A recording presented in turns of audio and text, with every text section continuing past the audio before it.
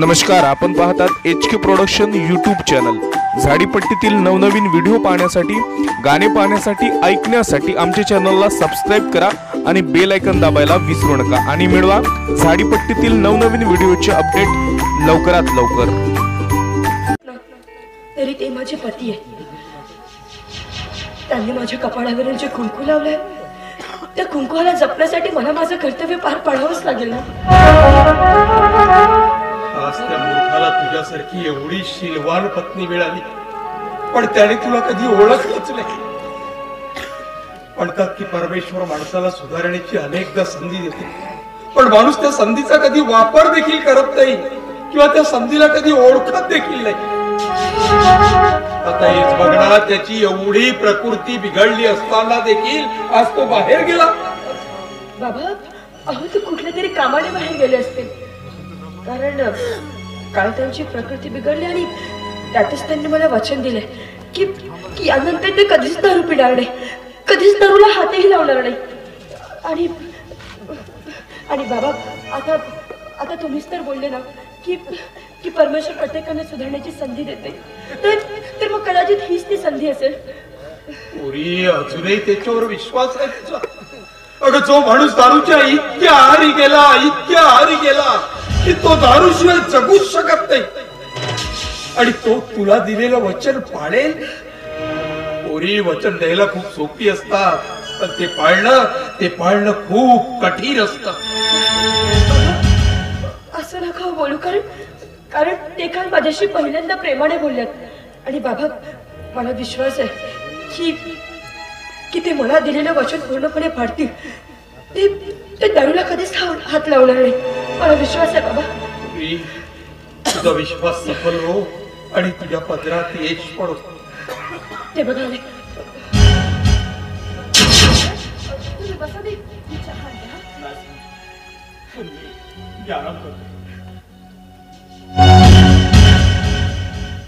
तुम्ही आज परत दारू पिणार?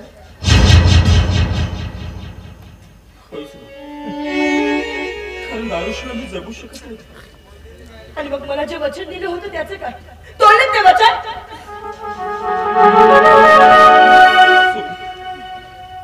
मला माफ कर, मी तुला दिलेलं वचन पूर्ण करू शकलो नाही। आजपासून ठरवलं होतं की मी दारूला स्पर्श करणार नाही म्हणून,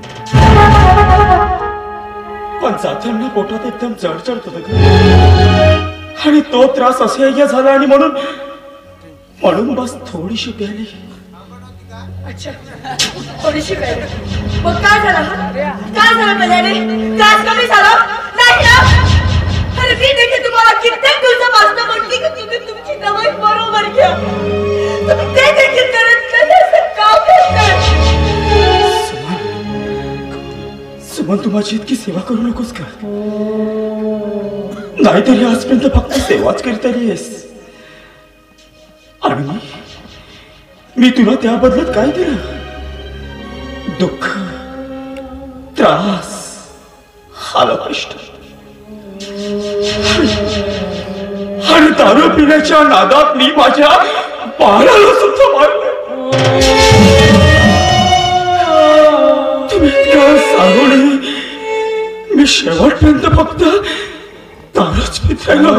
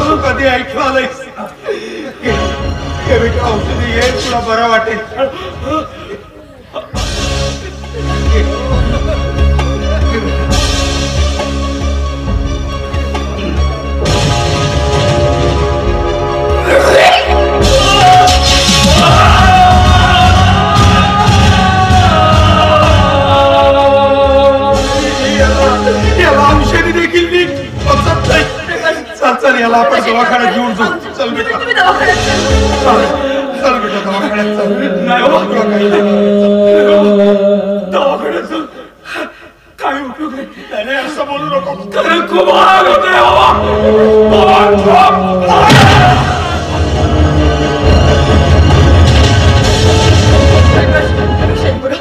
बघा तुम्हाला काहीच होणार नाही. आम्ही तुम्हाला काहीच होऊ देणार नाही. दवाखान्यात चल चल रे बेटा, दवाखान्यात चल. सुमन, मी तुझ्या पाळण्याला मारलं ना, पण हे मी तुझ्या आईच्या सांगण्यावर केलंय का?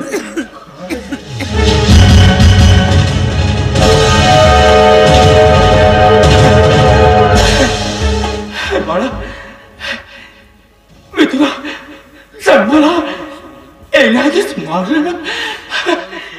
बघत अशी मी केलेल्या कर्माची फळं भोगतो.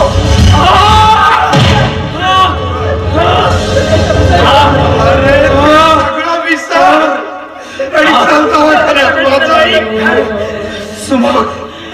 सुमन, मी तुला खूप चढलं, मारलं, पण आज मी माझ्या जीवनातून ती मुक्त करणार आहे.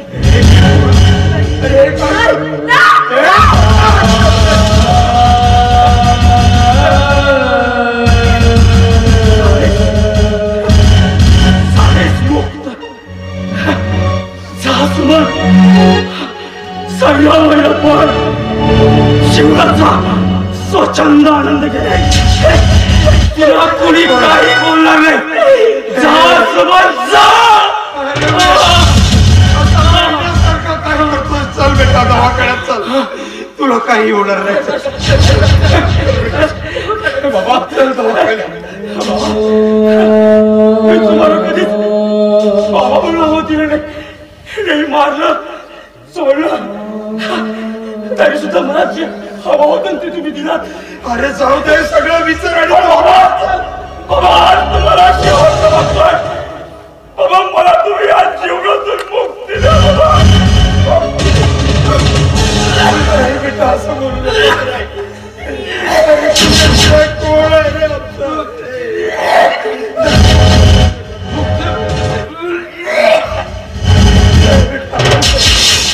सुमन, मला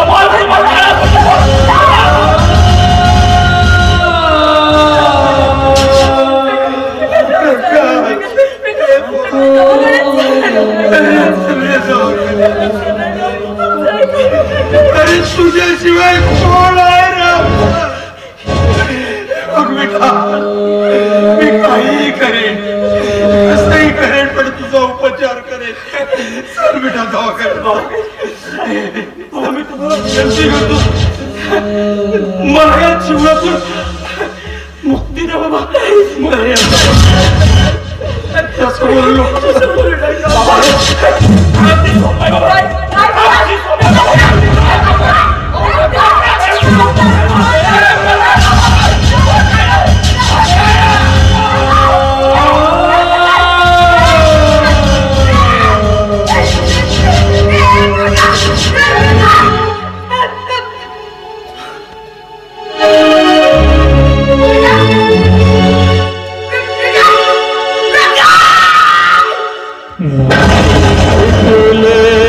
बंधन तुटले, बिनले जाळे कसे फाटले, शोध कुठे निवात. देवा देवा का तुटली सात जन्माची गाथ, का तुटली सात जन्मा